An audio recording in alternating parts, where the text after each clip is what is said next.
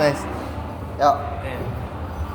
Selamat sore Pak Stanis, kami dari kelompok Friend dan Timothy.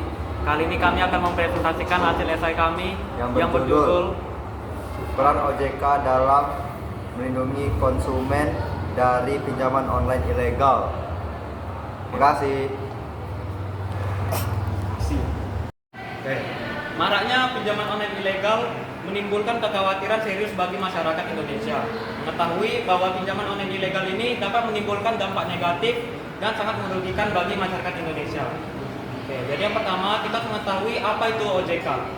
Jadi OJK itu adalah lembaga keuangan yang berfungsi untuk menyelenggarakan dan mengatur serta mengawasi terhadap seluruh kegiatan perbankan. Oke. Lalu pinjaman online. Pinjaman online itu adalah pinjaman yang bisa dilakukan secara online, baik melalui aplikasi maupun website. Lalu untuk pinjaman online ini dibagi menjadi dua. Yang pertama itu adalah pinjaman online legal dan pinjaman online ilegal. Untuk pinjaman online legal ini, yaitu sudah terdaftar di OJK, sedangkan untuk pinjaman online ilegal, yaitu belum terdaftar di OJK. OJK menerapkan sistem pengawasan terintegrasi terhadap seluruh lembaga jasa keuangan. Salah satunya itu adalah fintech. Sebagai regulator dan pengawas, OJK mengatur layanan meminjam berbasis teknologi informasi melalui POJK nomor 77 POJK 01/2016 yang diterbitkan pada 28 September 2016.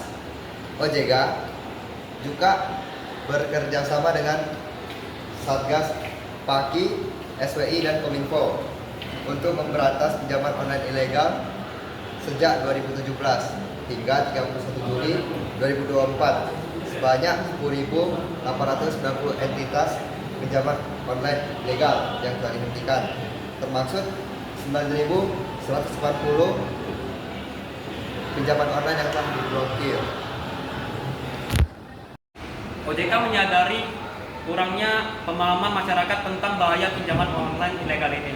Jadi, OJK melakukan sosialisasi dan memberikan edukasi secara aktif tentang bahaya pinjaman online ilegal ini untuk meningkatkan literasi masyarakat tentang bahaya pinjaman online ilegal di Indonesia. Oke.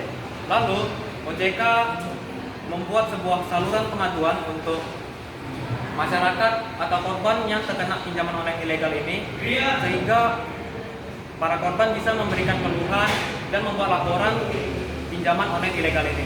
Oke. Lalu terlepas dari semua proses yang telah dijelaskan, meskipun OJK itu bukan merupakan penegak hukum, peran OJK ini sangat penting dalam memberantas pinjaman online ilegal ini. OJK bisa bertindak sebagai regulator dan pengawas, memberikan edukasi kepada masyarakat, membuat saluran pengaduan, serta bekerjasama dengan lembaga-lembaga untuk memberantas pinjaman online ilegal di Indonesia. Jadi tanpa peran OJK ini, kejahatan keuangan digital akan semakin rentan terkena kepada masyarakat Indonesia.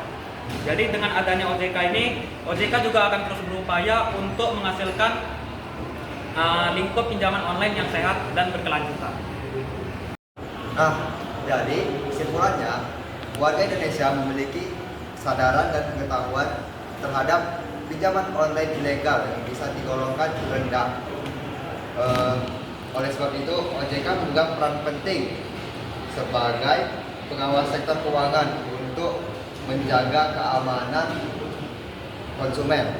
Nah, meski tidak memiliki wewenang menangkap pelaku, OJK itu bekerja sama dengan berbagai bidang lembaga dan pemerintahan.